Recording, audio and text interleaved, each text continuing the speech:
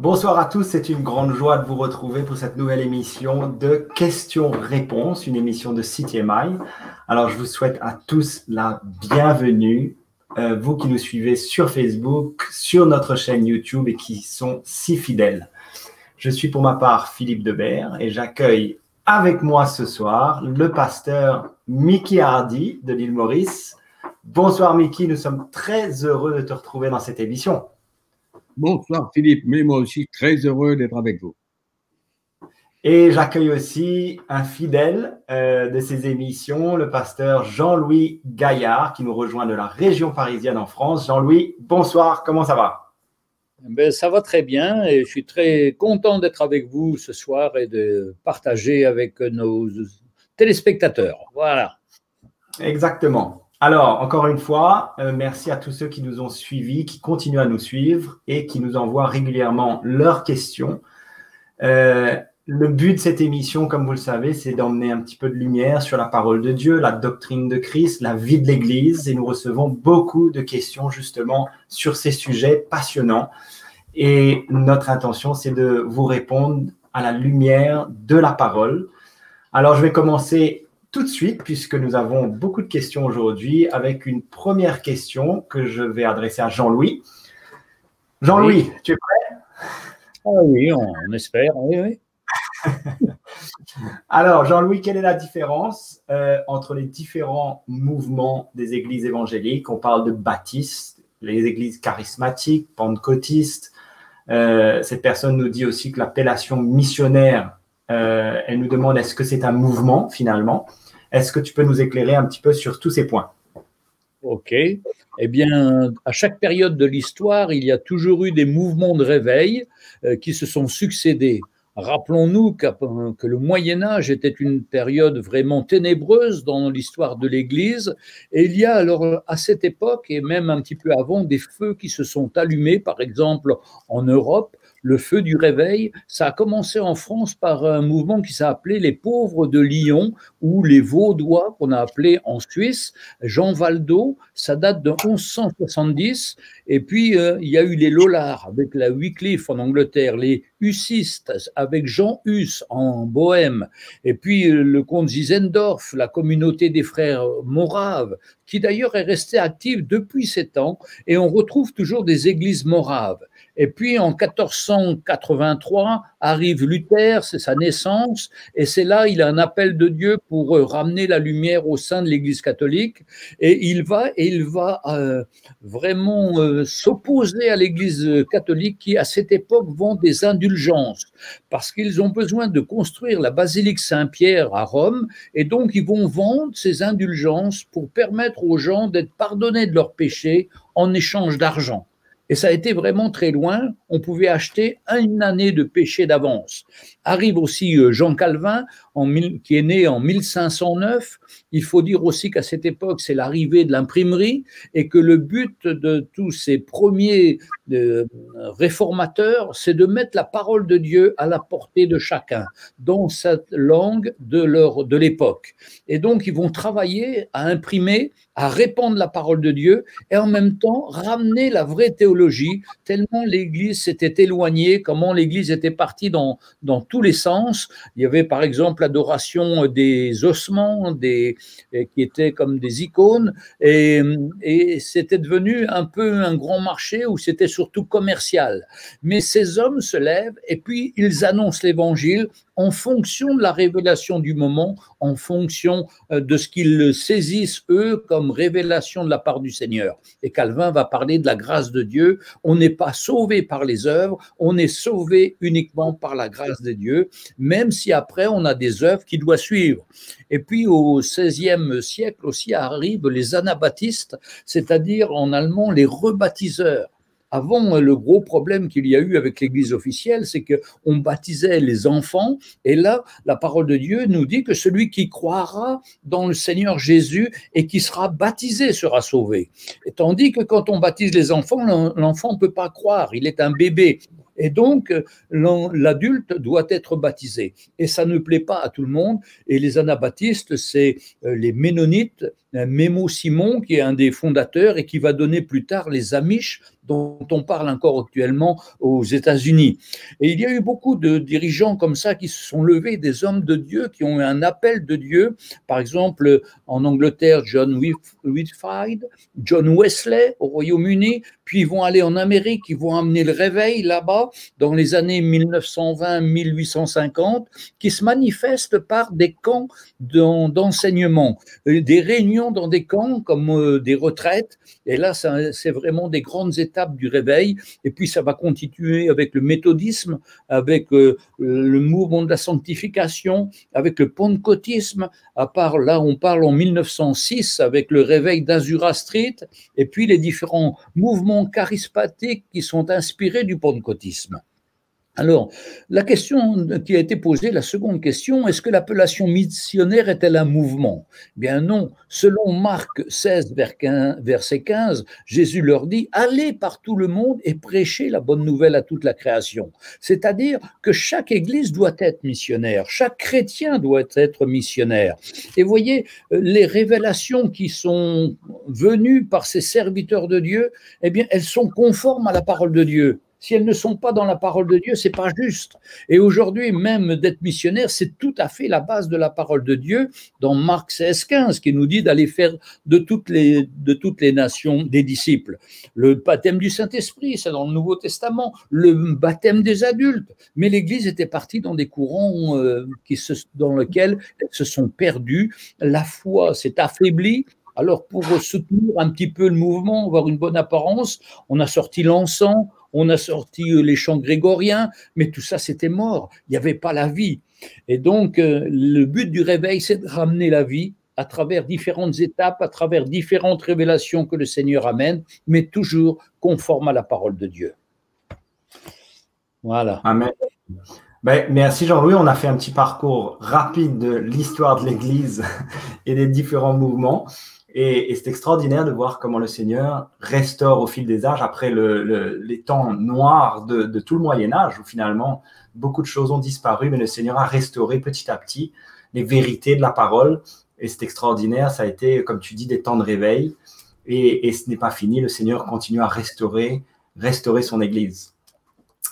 Donc, on va passer à quelques questions qui concernent le mariage, parfois des pasteurs, la célébration du mariage. Alors, une question que je vais adresser à Mickey, et bien sûr, vous intervenez dans chaque question quand vous le souhaitez. Mickey, un pasteur divorcé peut-il se remarier? Une question importante aujourd'hui, puisque certainement qu'on doit se retrouver avec ce genre de situation dans beaucoup d'églises. Oui, Philippe, c'est vrai que c'est une question très, très ouverte dans le sens où il y a beaucoup qui ont des réponses différentes. Mais quand on demande la question, un pasteur divorcé peut-il se remarier? Oui et non. Mais ça dépend de beaucoup, beaucoup de choses. La parole de Dieu nous enseigne clairement que on ne peut pas divorcer parce qu'à un moment donné, on arrive à ne plus aimer sa femme ou trouver 14 000 raisons pour se séparer de sa femme, pour divorcer. Donc, ces raisons-là ne sont pas valables pour le Seigneur. Il est clair dans la parole de Dieu que la seule exception pour le divorce, c'est quand il y a de l'infidélité dans le mariage. Alors, est-ce qu'un pasteur divorcé peut-il se remarier? Premièrement, il faut lui demander, est-ce qu'il a eu l'approbation de Dieu de divorcer?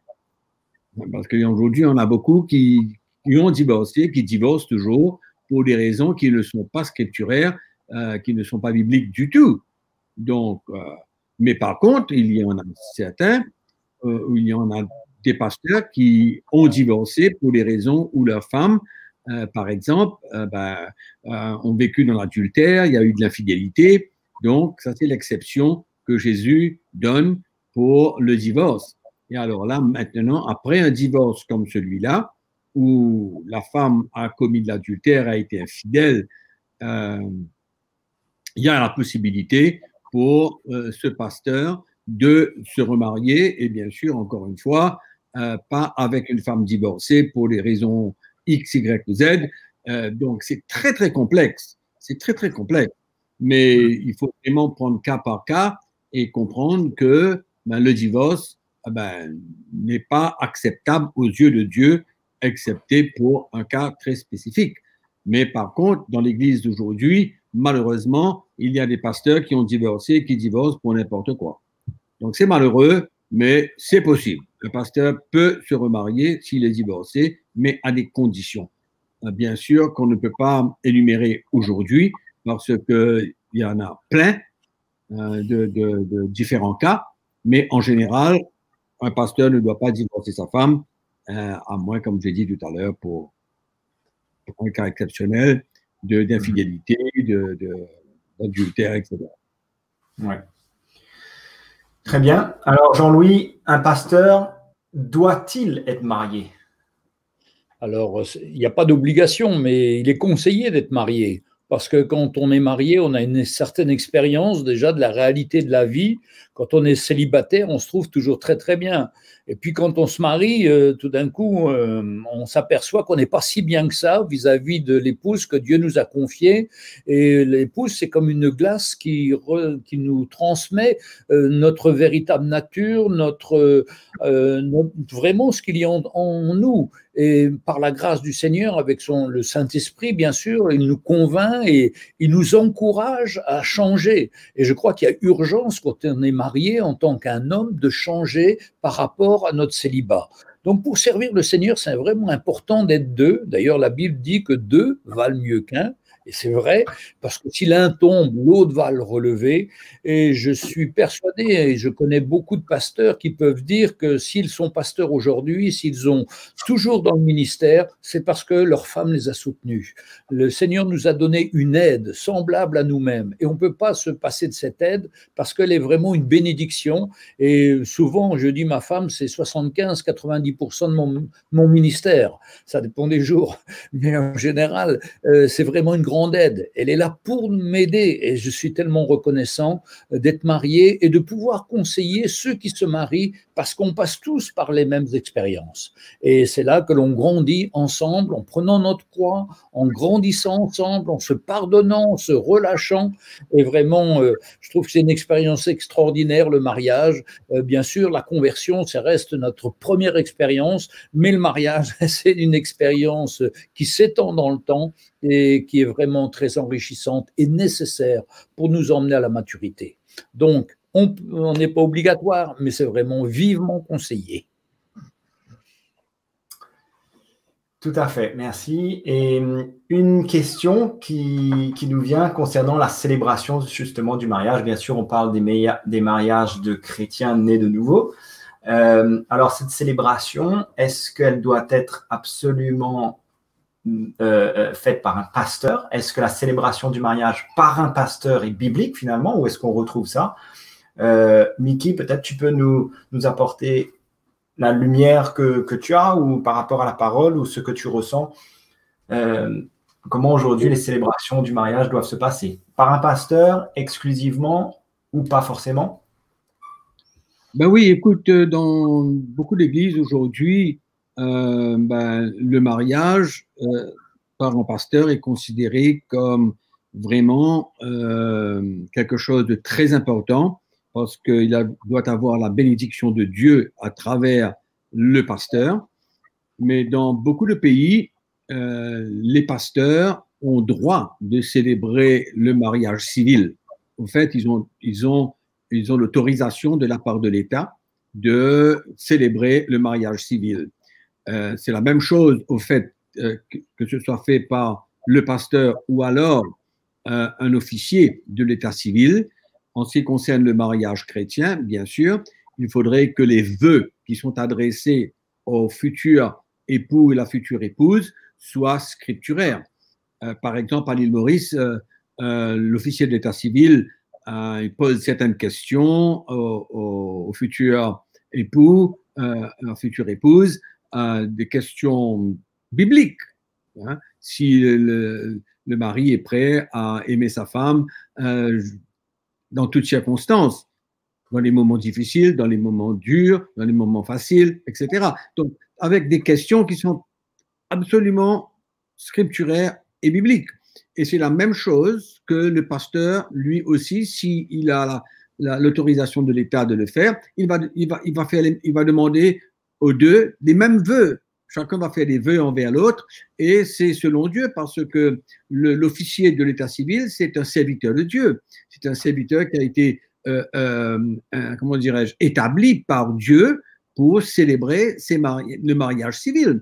Maintenant, c'est vrai que les chrétiens aiment que le pasteur puisse, allons dire, faire un petit message d'encouragement, prier pour eux, avec eux, etc.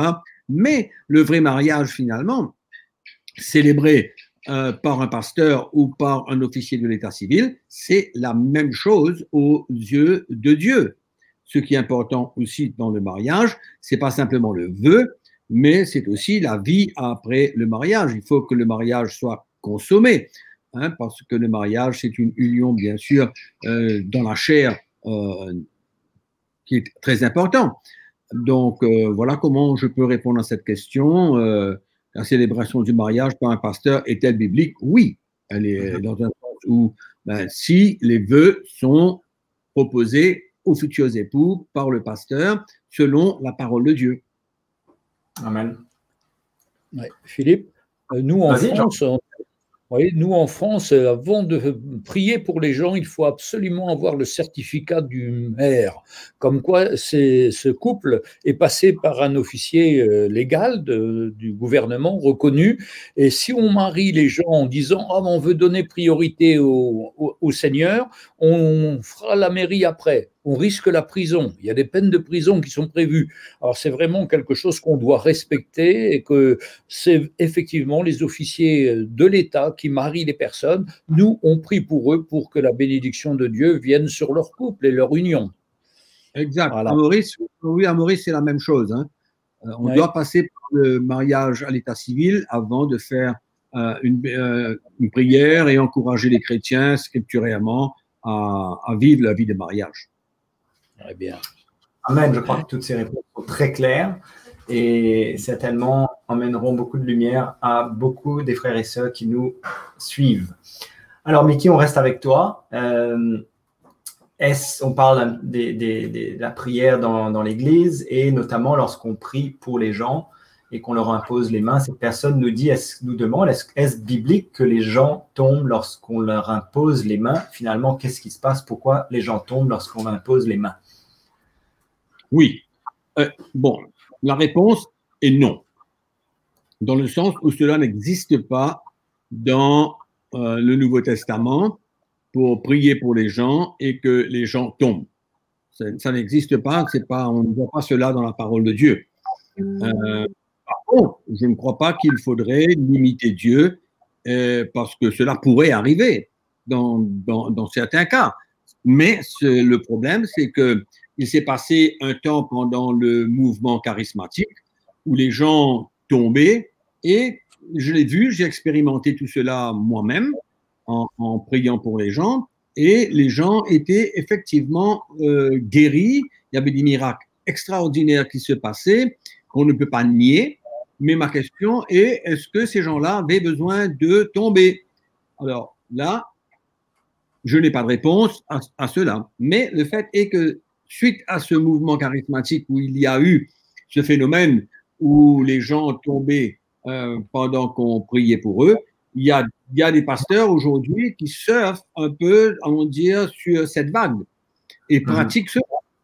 Mais on peut voir aussi que c'est souvent sans résultat, sans guérison. Il n'y a pas de miracle, il n'y a pas de guérison. Mais allons dire qu'aujourd'hui, il y a beaucoup de chrétiens qui sont, allons dire, préparés pour ça.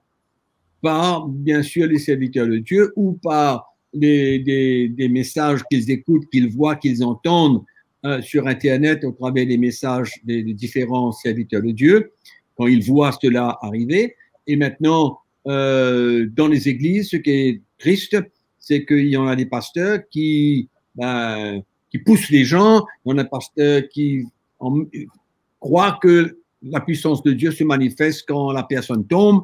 Il y a toutes sortes de choses qui se passent dans les églises aujourd'hui. Et moi, je crois que c'est important pour nous, les serviteurs de Dieu, de comprendre que quand on prie pour les gens, ben, on doit imposer les mains sur eux et qu'il ne doit pas y avoir aucune action qui, allons dire, générerait que le chrétien puisse ressentir qu'il y a une pression de la main, des bras de l'intervenant pour prier pour la personne. Mais malheureusement, les pasteurs aussi aiment manifester cela parce que pour eux, ça équivaut à la présence de Dieu, la puissance du Saint-Esprit, etc. Donc, il y a beaucoup de choses qui se passent dans les églises, mais scripturairement, il n'y a pas de place pour que les gens tombent quand on prie pour eux. Mais encore une fois, je viens de dire, il ne faut pas limiter Dieu, ça peut arriver. Si demain matin, je prie pour quelqu'un et que la personne tombe, il y a deux choses qui sont possibles. Ou la personne est habitué à tomber et quand il entend la prière, il se laisse aller et il tombe, ou alors c'est quelque chose de réel, c'est l'intervention du Saint-Esprit qu'on ne peut pas limiter, mais je ne pense pas que ce genre de choses doivent se passer dans l'Église où il y a un tantamar, où il y a un laisser-aller complet, où ça devient un petit peu un marché, quoi, un bazar. Donc Exactement. voilà mon interprétation de la chose. Oui.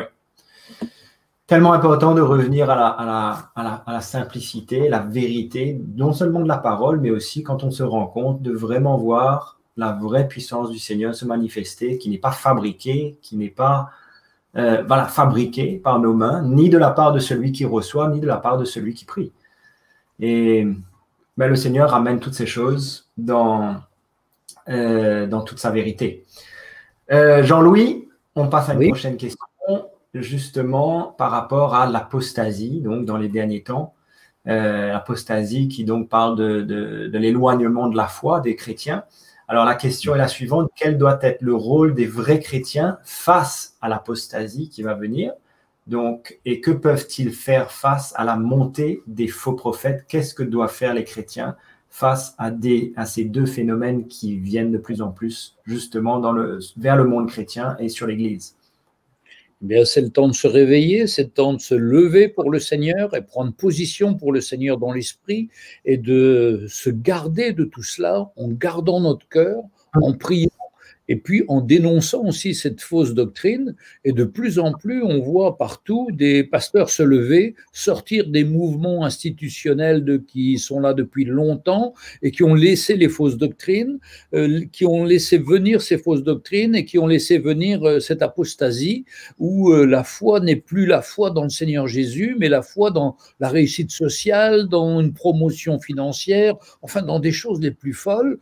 Et donc le chrétien, lui, doit se tenir sur la parole de Dieu, faire confiance au Seigneur et puis se tenir, exprimer ce qui n'est pas d'accord, dénoncer ces choses. Et c'est ce que moi-même j'ai fait dans des sites internet pour expliquer un petit peu ces choses qui sont des manipulations de l'homme avec ces faux prophètes, ces gens qui prophétisent mais des choses qu'ils inventent eux-mêmes et qui ne sont pas du tout à la gloire du Seigneur. Donc vraiment il faut veiller, prier et s'attendre au Seigneur, mais surtout aussi garder son cœur pour ne pas tomber dans ces choses-là, ne pas se laisser aller, mais se relever au moins spirituellement, se réveiller dans l'esprit, chercher dans la parole comme les chrétiens de Béret pour voir ce qu'on leur dit est conforme ou non à la parole de Dieu. Si ce n'est pas conforme, il faut rejeter. Voilà. Amen.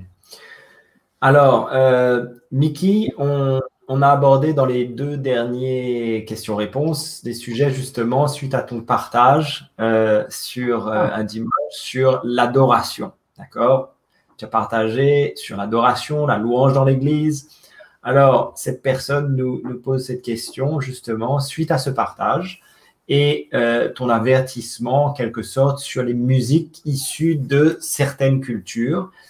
Est-ce que cette musique qui est chantée à l'église, finalement, les musiques qu'on chante aujourd'hui, les chants qu'on chante aujourd'hui dans les églises évangéliques, ne sont-elles pas issues finalement d'une culture en particulier qui est la culture occidentale?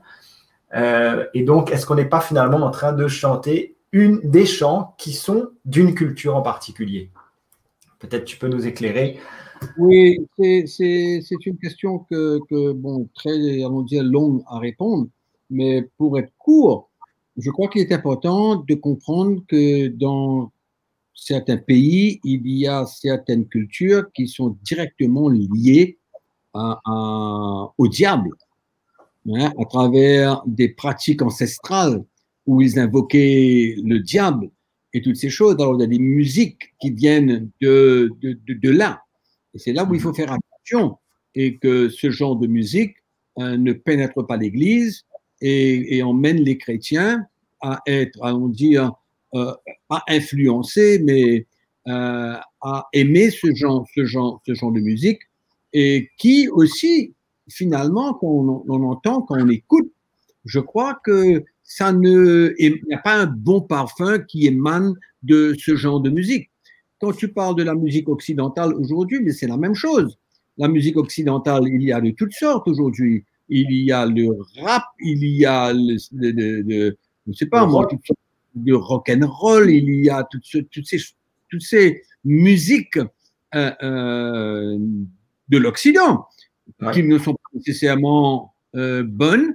Il y a des rythmes qui ne sont pas nécessairement, allons dire, bonnes, dans le sens où ça réveille en nous certains sens, ça réveille un petit peu la chair, ça devient un petit peu émotionnel, ce qui nous détourne l'attention vers le Seigneur. Et au lieu que nous adorons et que nous louons le Seigneur avec notre cœur, de toute notre force, avec tout ce que nous avons, ben, il y a cette musique, allons dire, entraînante et qui nous saisit et que finalement, ce n'est plus une vraie adoration, ce n'est plus une vraie louange, mais c'est une manifestation où ben, notre corps est engagé. Il n'y a pas de mal quand notre corps est engagé, quand ben, on le fait de tout notre cœur et que ce n'est pas poussé par des désirs de la chair ou des réveils de la chair. Donc, il faut comprendre toutes ces choses-là. Je ne suis pas contre les cultures et la musique de certaines cultures, mais je crois qu'il nous faut nous choisir aujourd'hui. Nous avons besoin de discerner.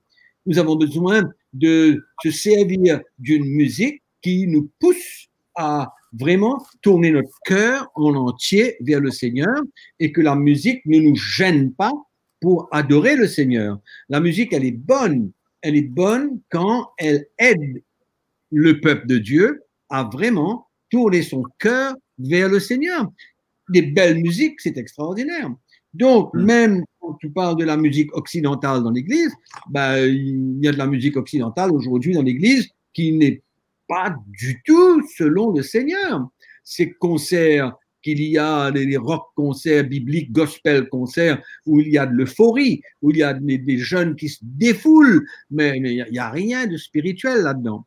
Je crois que ce qui est important, c'est que nous avons besoin de ressentir s'il y a un bon parfum de l'esprit qui émane de notre adoration accompagnée par une musique, quelle qu'elle soit, dans un sens. Mais il y a des musiques qu'il faut d'emblée mettre une croix là-dessus et ne pas pouvoir utiliser cette musique pour nous adorer le Seigneur avec notre cœur.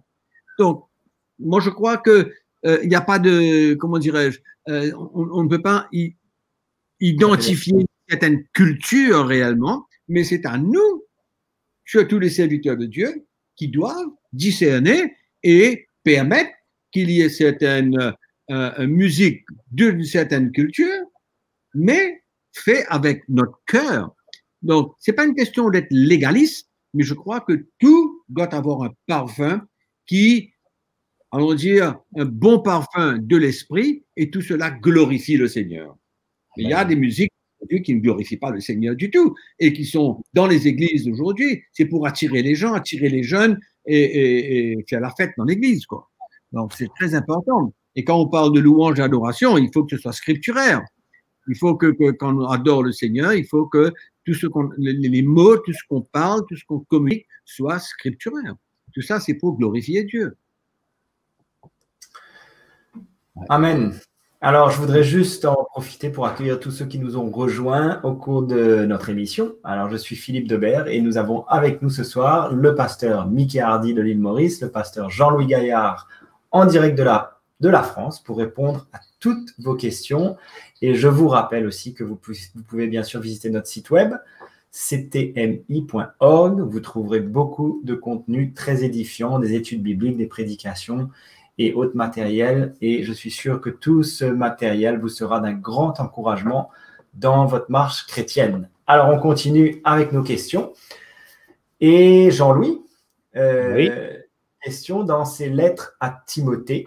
Pourquoi Paul met-il l'emphase sur le fait d'avoir une bonne conscience? Qu'est-ce que cela veut dire finalement d'avoir une bonne conscience? Alors, quand Paul parle à Timothée, il lui dit, il y a déjà des fausses doctrines dans l'Église. Et alors, il dit, je t'ai laissé là, dans cette ville, afin de parler à tous ces gens qui ont des fausses doctrines, de ne pas s'attacher à des fables ou à des généalogies sans fin qui produisent des discussions plutôt qu'elles n'avancent l'œuvre de Dieu dans la foi. Et là, il lui dit, le but de ma recommandation, c'est d'avoir un amour venant d'un cœur pur. La première condition, c'est d'avoir ce cœur pur. Vous savez, quand on fait la généalogie, quand on cherche les fables, les histoires, en réalité, on veut se mettre en avant, on veut se justifier, on veut donner des bonnes explications, c'est la gloire de l'homme.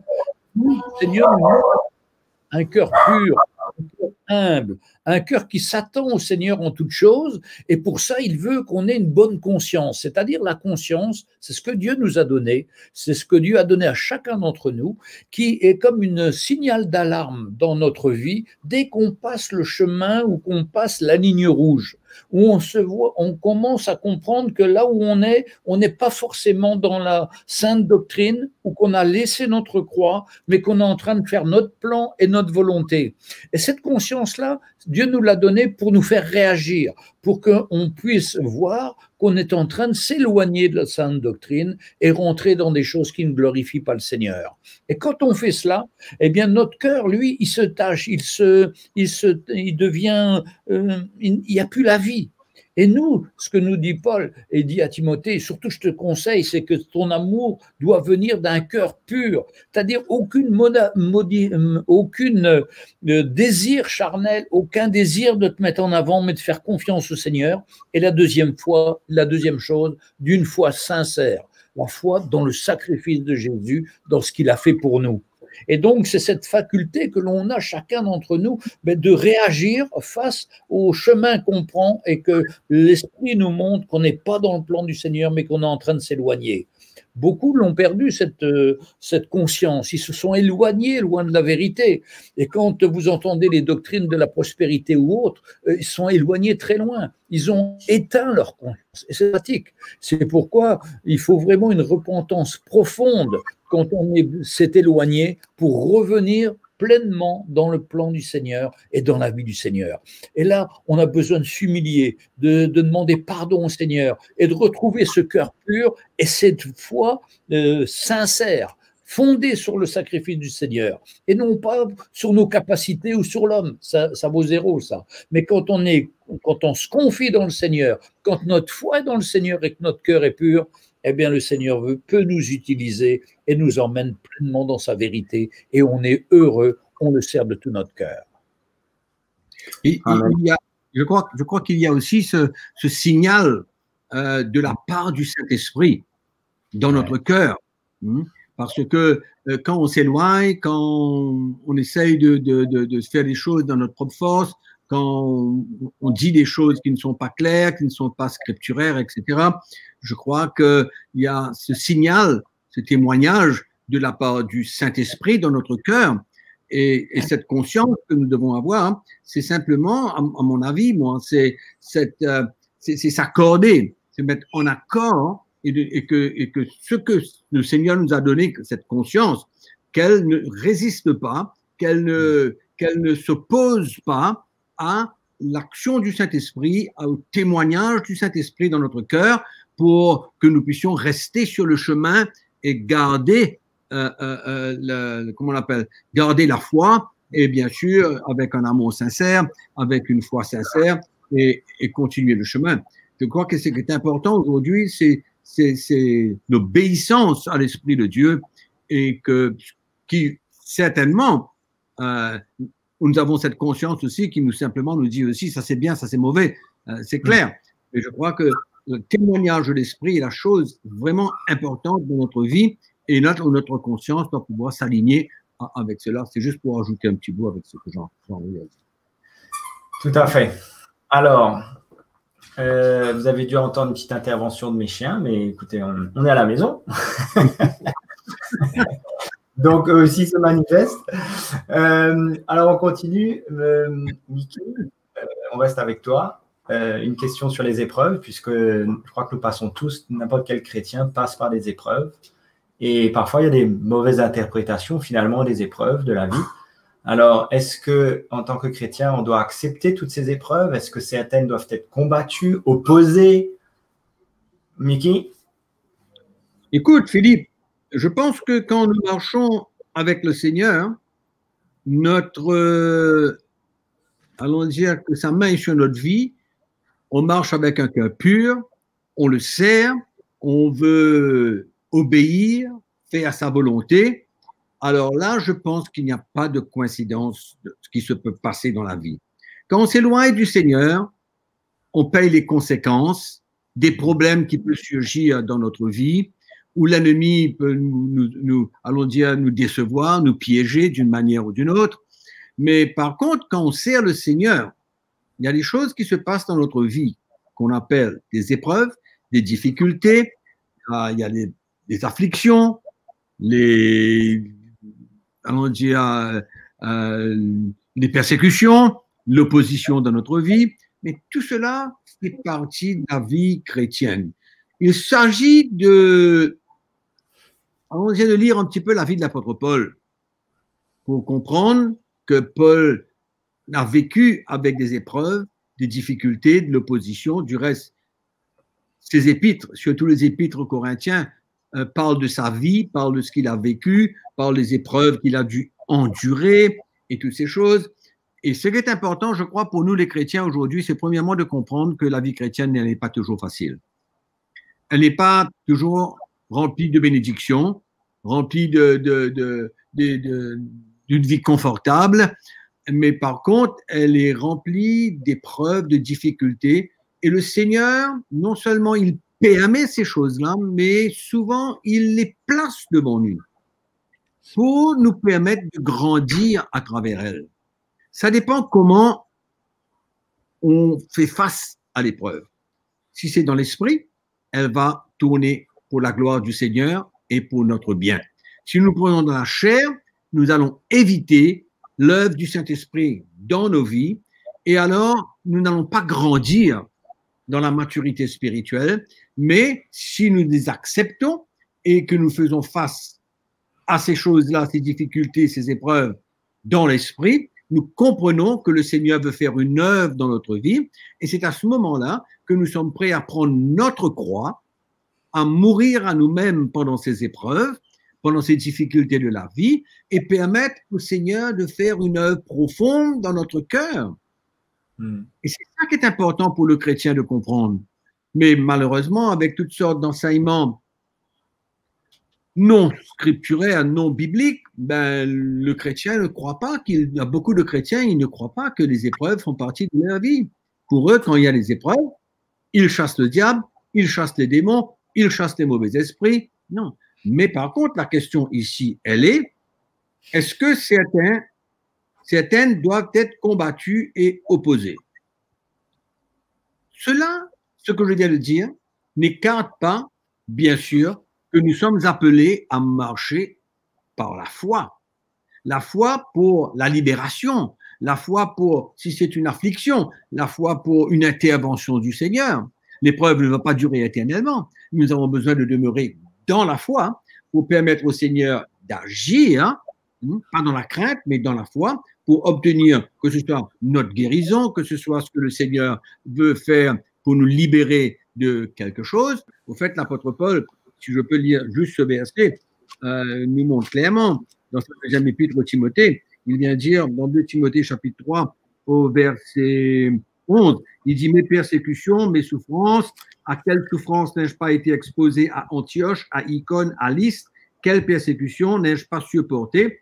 Et il dit « Et le Seigneur m'a délivré de toutes. » C'est-à-dire que le Seigneur s'est servi de ces épreuves pour pouvoir œuvrer dans la vie de l'apôtre Paul, mais en même temps, cette épreuve, elle n'a pas duré éternellement. Le Seigneur l'a délivré de toutes les situations que l'apôtre Paul a traversées. Donc, ça fait partie de la vie chrétienne. C'est indéniable. Ouais. Merci, Mickey, parce que c'est un sujet, je crois, tellement important, puisque nous tous, nous passons par des moments difficiles. Certains chrétiens, parfois, s'engagent justement dans des combats au lieu d'accepter l'épreuve. Et nous avons tellement d'exemples dans la parole, avec Jacques, Pierre, Paul même, qui partagent sur l'épreuve, sur les épreuves qui emmènent la patience, la persévérance, qui nous édifient. Donc, comme dit la parole, tout concourt au bien de ceux qui aiment le Seigneur. Et Amen. Ce sont des occasions extraordinaires de grandir, bien qu'elles soient parfois difficiles, puisque parfois ce sont des épreuves difficiles à vivre. Il peut y avoir des accidents qui engendrent des séparations difficiles à vivre. Mais dedans, nous voyons aussi la grâce du Seigneur, sa consolation. Donc, tout ça, ce sont des moyens que le Seigneur utilise, non pas forcément provoque, mais utilise pour nous faire grandir. Amen. Jean-Louis, Oui. Paul mentionne la prochaine question dans 1 Timothée chapitre 4, verset 8. Paul dit « Exerce-toi à la piété ». Alors, qu'est-ce que ça veut dire? Notre internaute, la personne qui nous suit, qui nous pose cette question, aurait aimé avoir un petit éclaircissement. Alors, quand il y a des mots un peu qui sont obscurs comme cela, on va voir dans les autres traductions. Et par exemple, la Bible Louis II ou la Bible S21 nous parle pas de la piété, mais de l'attachement à Dieu. Et je crois que c'est cette parole qui est importante. Exerce-toi à t'attacher à Dieu. Ça, il y a aussi une autre version qui dit, dans la version parole vivante, au contraire, la fidélité à Dieu est utile à tout. Et c'est notre fidélité, c'est notre cœur à cœur avec le Seigneur qui veut parler, qui en français courant nous permet de mieux comprendre le mot piété. Le mot piété a été utilisé par des mouvements de réveil qui étaient les piétismes. Et c'est un mouvement qui s'est développé parce que les églises chantaient des louanges à travers des chants, mais le cœur des personnes n'était pas là. La relation personnelle avec Dieu n'existait pas, et ce mouvement a insisté sur cette relation personnelle avec le Seigneur, cette rencontre, cette marche avec le Seigneur, et ça a conduit John Wesley, qui était dans un milieu traditionnel, à naître de nouveau, à faire une expérience avec le Seigneur, et puis ça a conduit d'autres hommes comme le baron, comment il s'appelait, Zinzendorf, qui lui aussi fait partie de cette famille des piétistes et a amené la foi chrétienne dans différents endroits à travers sa prédication. Le but, c'est que notre relation avec Dieu ne soit pas la théorie d'une église, mais une rencontre personnelle, individuelle avec le Seigneur. C'est ce qu'a donné le mouvement piétiste. Mais s'il faut se rappeler, c'est bien cet attachement à Dieu personnellement, individuel, que nous devons avoir chacun. Amen. Amen. Mickey, un sujet que tu aimes, c'est la grâce de Dieu, la grâce du Seigneur, un des sujets que tu aimes. Ouais. Alors, cette question, je vais lire les deux versets. De quelle grâce est-il question dans Hébreux chapitre 13, verset 9, qui nous dit « Ne vous laissez pas entraîner par des doctrines diverses et étrangères, car il est bon que le cœur soit affermi par la grâce et non par des aliments qui n'ont servi à rien à ceux qui s'y sont attachés. » Et un autre verset que cette personne nous mentionne, Colossiens chapitre 3, verset 16, qui nous dit que la parole de Christ demeure en vous dans toute sa richesse. Instruisez-vous et exhortez-vous les uns les autres en toute sagesse par des psaumes, par des hymnes, par des cantiques spirituels, chantant à Dieu dans vos cœurs en vertu de la grâce. Alors, de quelle grâce est-il question dans ces deux versets, Mickey?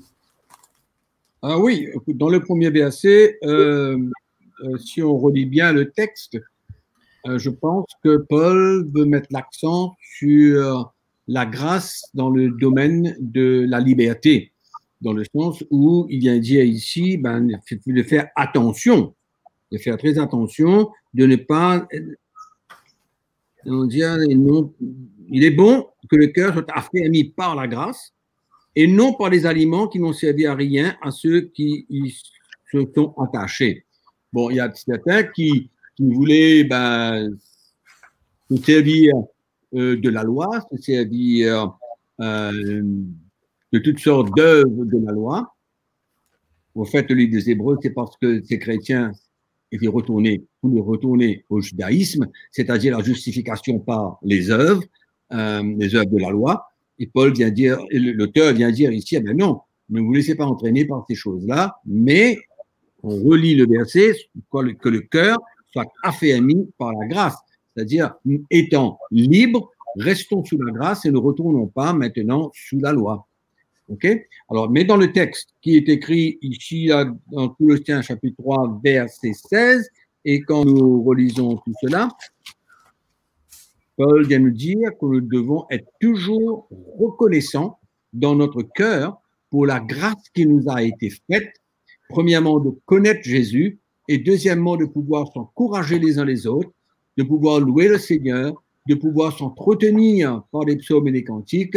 Tout cela, c'est une grâce exceptionnelle que le Seigneur nous fait et nous avons besoin d'être reconnaissants dans notre cœur pour toutes ces grâces qui nous ont offertes et que nous avons quand nous servons le Seigneur, quand nous marchons avec lui tous les jours de notre vie. Il ne faut jamais oublier que la grâce de Dieu, c'est la chose, la force qui nous anime tous les jours et que nous avons besoin d'être reconnaissants envers le Seigneur.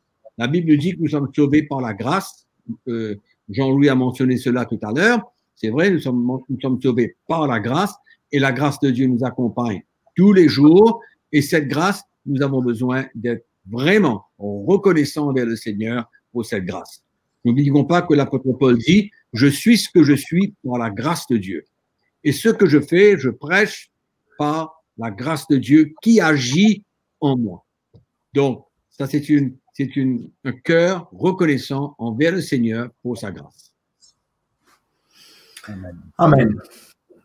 Alors, Mickey, on va rester avec toi. Bien sûr que Jean-Louis, tu interviens sur une question qu'on mentionne souvent en ce moment, justement, face à toutes ces fausses doctrines qu'on voit apparaître dans l'Église. Alors, justement, comment faire la différence aujourd'hui? Un chrétien nous demande comment faire la différence entre la saine doctrine et une fausse doctrine. Mickey. Oui, écoute, je pense que premièrement, tout doit être conforme à la parole de Dieu. C'est ça qui va nous montrer ce qui est vrai, ce qui est faux. Il y a tellement d'inventions, il y a tellement de choses que des prédicateurs ajoutent, ou alors ils ont leur propre interprétation de certains versets qui ne s'alignent pas avec d'autres versets. Alors, ils en font une doctrine à eux-mêmes, mais finalement, comment reconnaître la fausse doctrine? C'est quand elle ne se trouve pas dans la parole de Dieu. Quand la doctrine que nous prêchons, elle n'est pas scripturaire, elle est donc fausse.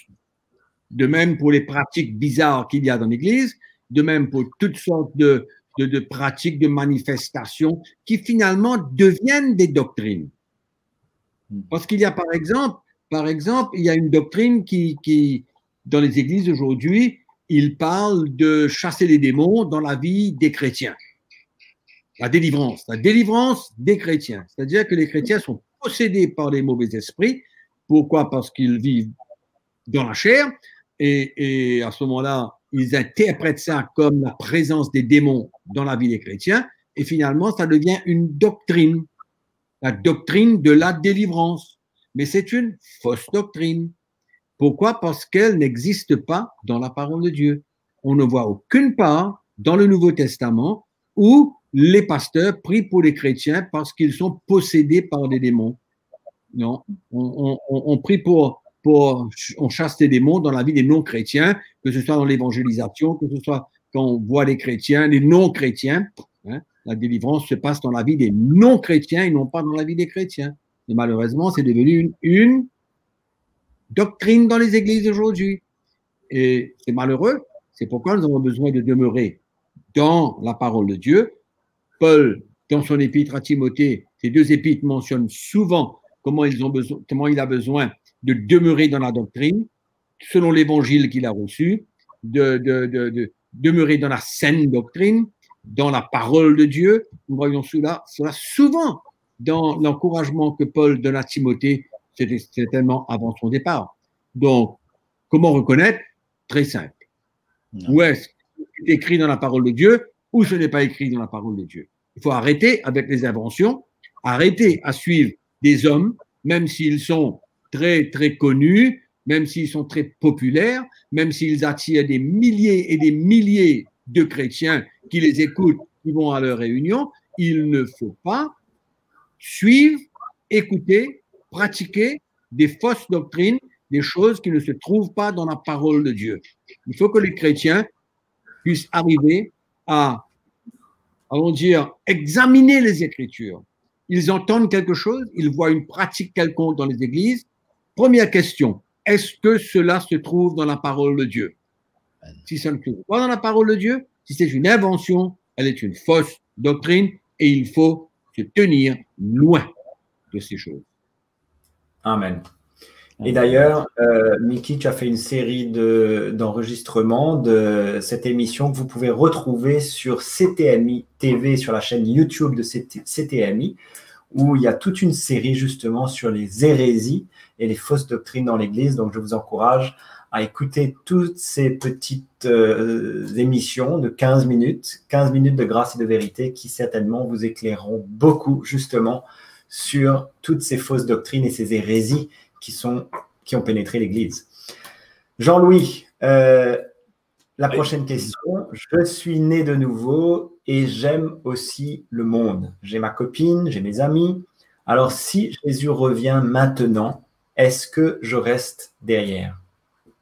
Alors, c'est une question importante et une question claire, mais la parole de Dieu nous éclaire aussi en nous disant, mais si tu aimes Jésus et que tu as donné ta vie à Jésus, tu ne peux pas aimer le monde. Ou si tu aimes le monde, c'est qu'il y a encore beaucoup de choses en toi que tu n'as pas donné pleinement au Seigneur. Bon, maintenant, ce qui m'inquiète dans ta question, c'est j'ai une copine, j'ai ma copine. Alors, le mot copine, c'est un mot tellement élastique où on met tellement de choses dedans. Si c'est une copine que tu respectes, moi, j'ai pas de copains, j'ai des frères et des sœurs. Mes copines, mes copains, ça a disparu de ma vie parce que moi, j'ai besoin de travailler avec des gens qui peuvent comprendre ce que je partage, avoir un amour pour eux saint, pur, qui soit à la gloire du Seigneur, mais je ne peux plus avoir d'une copine comme dans le monde où, pour finir, ça devient une relation intime, une relation maritale sans être marié. Alors, j'espère que ce n'est pas ça, mais il faut faire attention à comment on s'exprime. Maintenant, si je vis dans le péché, eh bien, c'est sûr que le Seigneur ne va pas me prendre. Je vais être dans une situation où j'ai choisi le monde. Mais si j'aime le Seigneur, nous dit la parole, par exemple, dans 1 Jean chapitre...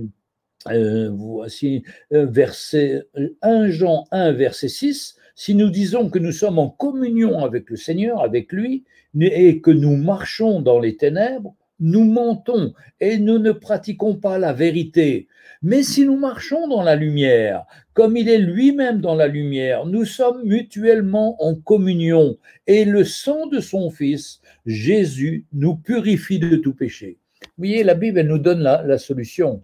Soit on vit avec le Seigneur dans sa communion et on reconnaît qu'on est pécheur, qu'on a besoin de la grâce du Seigneur, ou soit on vit encore dans les ténèbres et on est loin du Seigneur et on ne pratique pas la vérité. Cette question-là, il n'y a que la personne qui a posé la question qui peut répondre pour lui. Pour ma part, moi j'ai décidé de marcher dans la lumière, de marcher pleinement au Seigneur et de ne pas permettre à quoi que ce soit de venir gêner ma relation avec le Seigneur. Parce que si ma relation avec le Seigneur est gênée, eh bien j'ai plus de relation, j'ai plus de communion. Là, j'ai dépassé la ligne rouge. Il est temps de revenir dans le plan du Seigneur. Il est temps de se repentir, de s'humilier et retrouver une vraie communion. Parce qu'on est bien que quand on est dans la vraie communion avec le Seigneur, quand on est dans le mélange, on est mélangé nous-mêmes, on ne comprend plus rien, on ne sait plus où on va et on va souvent dans les mauvais chemins. Mais revenons au Seigneur de tout notre cœur. Et ce que je te souhaite, celui qui a posé cette question, c'est de faire la part des choses, de vraiment connaître le Seigneur. Et il y a tellement plus à gagner avec le Seigneur que ce qu'on a à gagner avec le monde. Il n'y a rien à gagner avec le monde. Quelle grâce de pouvoir connaître le Seigneur comme ça, pleinement, et d'être libre pour marcher avec lui. Exactement. Oui. je pourrais intervenir un petit coup là-dessus, dans le sens où le problème réel qu'il y a dans les églises aujourd'hui, c'est que l'évangile qui est annoncé n'emmène pas une conviction dans la vie des chrétiens pour qu'ils réalisent qu'il y a deux chemins. Il y a un chemin qui mène à la vie, il y a un chemin qui mène à la destruction. Mais alors, quand il n'y a pas cet évangile qu'ils entendent, ce message de la croix de Christ, afin qu'ils perdent leur vie, qu'ils se renient soi-même et qu'ils prennent leur croix et qu'ils suivent le Seigneur, quand ces chrétiens n'ont pas ce message, mais par contre, ils sont vraiment nés de nouveau, ils ont eu une expérience avec le Seigneur, mais ils sont dans ce genre d'église où il n'y a pas de message pour les arrêter, et même des messages où même les pasteurs qui sont d'accord avec le copinage, comme Jean-Louis vient de partager, ils sont d'accord avec ça. Tant que tu es né de nouveau, tu viens à l'église, tu pries, ben c'est normal, tu as une petite copine ou tu as un petit copain, et puis là où ça arrête, où ça finit, Dieu seul sait. Mais la question de cette question, c'est quoi? C'est que, est-ce que je suis sauvé? Dans le sens où je suis né de nouveau, si Jésus revient, est-ce que je reste derrière? Est-ce que je reste derrière? C'est ça la vraie question qui intrigue un peu cet internaute. Est-ce que je reste derrière? Alors, là encore, quelle est l'étendue de son péché s'il vit dans le péché? Je ne sais pas. Est-ce qu'il a dans son cœur, est-ce qu'il aime le Seigneur au point où s'il entend vraiment le message, est-ce qu'il va vraiment être saisi par l'Esprit de Dieu? Ah ben c'est à mon avis, c'est pas une question simple à répondre. Vraiment pas question simple à répondre, mais il faut faire confiance au Seigneur pour tous ces gens qui vivent dans ce genre de conditions. Et l'important pour eux, c'est d'entendre un message, le vrai message de Christ, qui détache les chrétiens du monde, de cette vie allons dire, peut-être de péché avant le mariage. Enfin, je n'accuse pas cette personne, mais il paraît que si j'ai ma copine, j'ai mes amis, je suis dans le monde, ça veut dire quoi tout ça? Ça veut dire une vie charnelle. Donc, où est la limite dans tout ça? À mon avis, je ne sais pas, mais il est possible que cette personne dépasse cette ligne que Jean-Louis vient de parler. Mais peut-être que pour lui, il est sauvé, il est né de nouveau, il accepte Christ, il aime le Seigneur, mais il vit dans la chair. Et dans son église, il n'y a pas de souci pour toutes ces choses-là. C'est pas facile. Hein? Ouais. Du fait qu'il se pose la question, c'est quand même inquiétant. Parce mais que oui. Si j'étais sûr, si j'étais dans la lumière, je ne me poserais pas cette question-là. Je suis sûr que j'appartiens au Seigneur, j'ai donné ma vie au Seigneur et je partirai avec le Seigneur. Mais s'il se pose la question, c'est inquiétant, quoi. Ah ouais. C'est inquiétant pour lui, certainement.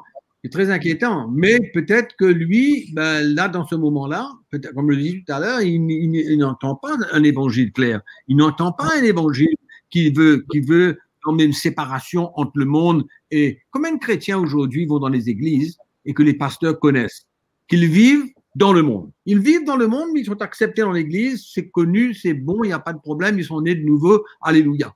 C'est terrible, hein, ce sont des conditions terribles.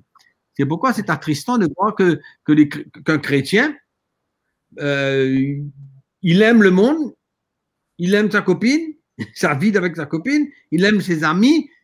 Quand il parle de ses amis, certainement qu'il parle des amis qui ne sont pas chrétiens, bien sûr. Donc, personnellement, là, je vois comme une vie de débauche. Alors, sa question, il est en train de dire, je vis une vie comme celle-là, est-ce que je reste derrière? Terrible. Ouais. C'est ça, donc tout ce qu'on peut faire, c'est d'encourager cette personne à ne plus vivre dans le compromis. Et s'il se pose cette question, c'est que je crois que l'Esprit de Dieu est en train de lui montrer que justement, il a besoin de redresser sa vie et de marcher un autre style de vie, pas comme il marchait avant de rencontrer le Seigneur, mais justement de changer de vie et dedans, de compter sur la grâce du Seigneur. Je crois que ce sont des choix que nous avons faits quand nous avons rencontré le Seigneur. Et puis, je crois que ce que dit Mickey est tellement réel. S'il est dans une église, il n'entend pas le vrai évangile. Parce que moi, j'ai été dans ces églises-là, il ne faut pas parler du péché. Donc, on ne comprend rien. Il faut chercher là où il y a le vrai évangile qui est annoncé. Et ce serait vraiment La Bible nous dit qu'il faut courir pour sauver sa vie dans l'Ancien Testament, mais on arrive dans une situation comme cela. C'est quand même très dangereux, sa situation, et il devrait courir pour essayer de trouver une église où il y a le vrai évangile qui est annoncé. Et pour lui, ce serait salutaire. Exactement, parce que Jean-Louis, finalement, ta réponse tout à l'heure concernant l'apostasie, Oui. Concernant l'apostasie, il y a des moments où la force démoniaque, la force spirituelle démoniaque qui va agir dans le monde, lui, dans une position comme ça, il y a beaucoup de choses qu'il peut même perdre la foi. Il peut abandonner le Seigneur, il peut renier même le Seigneur et dire, moi, c'est pas possible. Donc, c'est dangereux, c'est une situation très dangereuse. Ouais. Bon, ça revient en fait une question, peut-être Mickey, tu peux répondre à cette question, une question d'un autre internaute qui nous dit, un chrétien peut-il aller en enfer? Je crois qu'on a répondu, mais peut-être que tu peux, Mickey, si tu veux ajouter un point dessus, est-ce qu'un chrétien peut aller en enfer? Oui, bien sûr. Parce qu'il peut, au moment donné, il peut décider, au moment donné, d'abandonner la foi, de perdre l'espérance de la promesse céleste. Tout le livre des Hébreux parle de ça. Hein? Et c'est dans cette circonstance, dans Hébreux chapitre 4 et Hébreux chapitre 10, où l'auteur des Hébreux dit qu'il n'y a pas de retour en arrière. Quand au moment donné de notre vie, on renie la foi et que dans notre vie, on perd la foi et on n'a plus d'espérance dans la gloire qui nous attend. À ce moment-là, on prend notre vie entre nos mains et on fait ce qu'on veut avec. Et le livre des Hébreux au chapitre 4, il est assez clair. Qu'est-ce qui s'est passé avec les Hébreux? Ils étaient convertis, mais ils étaient encore pas seulement attachés au judaïsme, mais ils voulaient retourner au judaïsme, abandonner la foi en Christ pour retourner au judaïsme. Et c'est la raison pour laquelle tout le livre des Hébreux est écrit.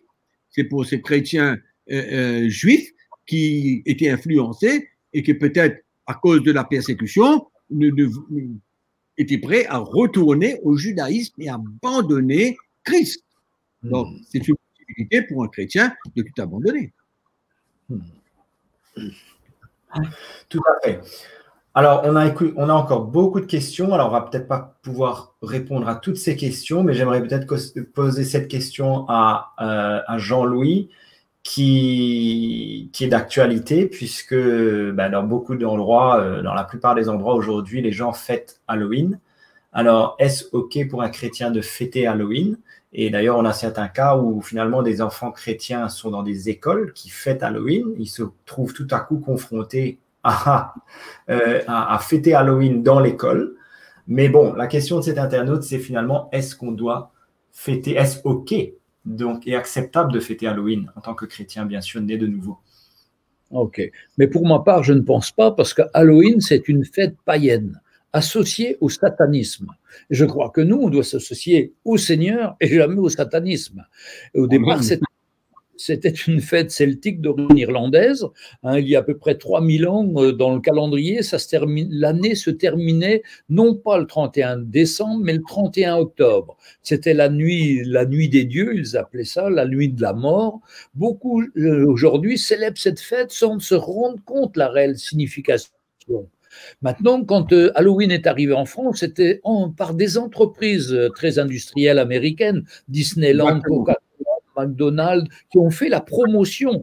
C'est la même chose aujourd'hui pour le changement de genre. Ça vient aussi de ces grandes entreprises qui mettent le paquet, qui mettent l'argent pour libérer les mouvements homosexuels ou autres, enfin toutes ces choses qui n'ont rien à voir avec le Seigneur, mais qui sont opposées au Seigneur. Et pour moi, il est important de se séparer de cela. D'ailleurs, cette année en France, avec le Covid, avec le couvre-feu, personne ne va pouvoir aller sortir après 21h, et je trouve que c'est bien, c'est bien. Et petit à petit, d'ailleurs, on voit bien que ça ne prend pas en France. C'est vraiment les commerçants qui ont voulu faire un business avec ça, mais les gens vraiment s'y intéressent. Et c'est vraiment malsain, c'est vraiment, un chrétien devrait fuir ces choses-là.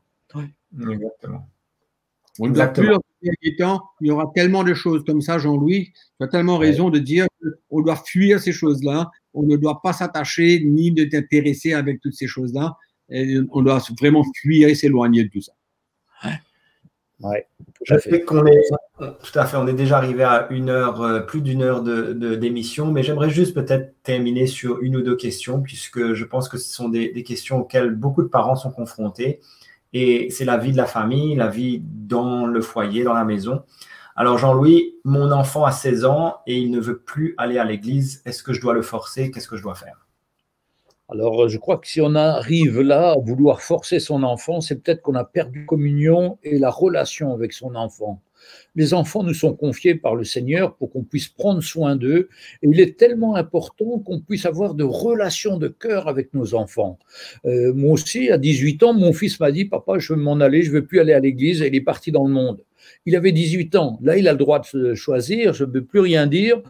D'ailleurs, un jour, je l'ai rencontré dans la rue, juste derrière moi, là, et je lui dis, mais qu'est-ce que tu fais? Ben, c'est 15 heures, c'est l'école. Non, non, il dit, je ne suis plus à l'école. Enfin, non, il dit, j'ai été relâché. Et alors, je lui dis, mais comment tu as été relâché? Attends, je téléphone à la directrice. La directrice me dit, ben, votre fils a 18 ans, c'est lui qui signe les permissions. Donc, il s'est signé une permission pour se libérer de l'école. Mais vraiment, c'est incroyable. Enfin, c'est un choc pour moi. Maintenant, quand l'enfant a 16 ans, eh ben, il est encore sous la responsabilité des parents. Mais le forcer, ça n'arrivera jamais, ça ne sera jamais bon. Ce qu'il faut, c'est gagner son cœur. Et justement, la grâce qu'on a, nous, en tant que chrétiens, quand on entend le vrai évangile, c'est le Seigneur qui gagne le cœur d'abord des parents et puis le cœur aussi des enfants. Et quand le Seigneur gagne le cœur des enfants, on n'a plus de conflit, on n'a plus de situation où on est forcé, où il nous force, mais on a une relation de cœur avec notre enfant et on lui explique, mais c'est tellement important qu'il continue à entendre la parole de Dieu pour grandir avec le Seigneur. Ma foi, si vous êtes dans une église qui est morte, où il n'y a pas la vie du Seigneur, il n'y a pas le vrai évangile, on comprend tous les enfants s'en vont. On voit même aussi les parents quitter. C'est bien triste parce que si le sel a perdu sa saveur, eh bien avec quoi la rendra-t-on? C'est pourquoi il faut revenir au vrai évangile. Il faut chercher là où il y a une nourriture, là où on est fortifié, encouragé par le Seigneur. Et c'est là où on va gagner nos enfants et là où on va faire une famille chrétienne. Parce que notre première église, je dis toujours, c'est notre maison. C'est à la maison, vis-à-vis de notre femme, notre conjoint, vis-à-vis de nos enfants, pour qu'on ait une vie qui soit à la gloire du Seigneur. Et quand il y a cette vie-là, mais les enfants, ils sont heureux, ils s'épanouissent avec le Seigneur et ils n'ont qu'un but, c'est de continuer à marcher avec le Seigneur. Et c'est à ça qu'il faut qu'on arrive. Ah oui, c'est très bien. C'est très bien. Et je trouve que pour en arriver là, comme tu as dit tout à l'heure, il faudrait qu'à un moment donné, depuis très tôt, les parents sont devenus irresponsables. Dans le sens où ils préfèrent s'occuper de beaucoup de choses que de passer du temps, prendre du temps, enseigner leurs enfants et les faire ressentir l'amour du Seigneur, même les corriger quand il faut les corriger. Tout cela avec un cœur, bien sûr, plein d'amour et le faire comprendre pour le bien. Mais je pense aujourd'hui que les parents, ils ont failli et ils faillissent toujours à leur responsabilité de pouvoir éduquer leurs enfants dès qu'ils sont très petits. Et au moment donné, si à l'âge de 16 ans, après toute l'éducation chrétienne et toute la responsabilité que les parents ont pris pour éduquer leurs enfants et leur donner l'amour, l'enfant a 16 ans et n'arrive pas, il dit je veux partir, il faut maintenant avoir la foi dans notre cœur que tout l'investissement que nous avons emmené dans la vie de cet enfant, ne va pas permettre à ce qu'il détruise sa vie. Mais que, en continuant à prier et ayant la foi dans notre cœur, que le Seigneur le ramènera vers lui et vers l'évangile. Donc, je crois que c'est, comme tu dis, on ne peut pas le forcer.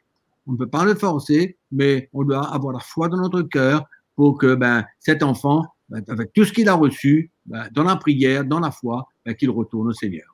Moi, je pense que leur plus grosse responsabilité, c'est les parents.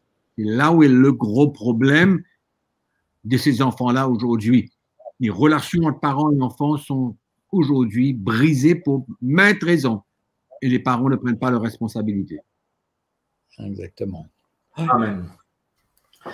Bah, écoutez, on a touché beaucoup de sujets ce soir. Je crois qu'on va arrêter là. Ça a été très enrichissant. J'espère que tous ceux qui nous ont écoutés ce soir ont été bénis. Je veux vraiment remercier Mickey. Merci d'avoir été avec nous ce soir. Merci, Mickey. Et Jean-Louis. Et je suis sûr que donc tous ceux qui nous ont écoutés ont été très encouragés. Je vous redonne rendez-vous très vite. Continuez à suivre nos émissions et bien sûr, n'oubliez pas que si vous voulez nous laisser un témoignage, comment ces questions-réponses vous encouragent, vous aident, n'hésitez pas. Et bien sûr, envoyez-nous vos questions puisque sans questions, il n'y a pas de questions-réponses. Donc, envoyez-nous vos questions pour ces questions auxquelles nous n'avons pas pu répondre dans cette émission. Nous les reprendrons dans la prochaine émission. Et voilà. Donc, nous nous retrouvons très vite. Merci encore d'avoir été avec nous et à très bientôt. Que le Seigneur vous bénisse et que sa grâce continue à vous accompagner. À très vite. Au revoir.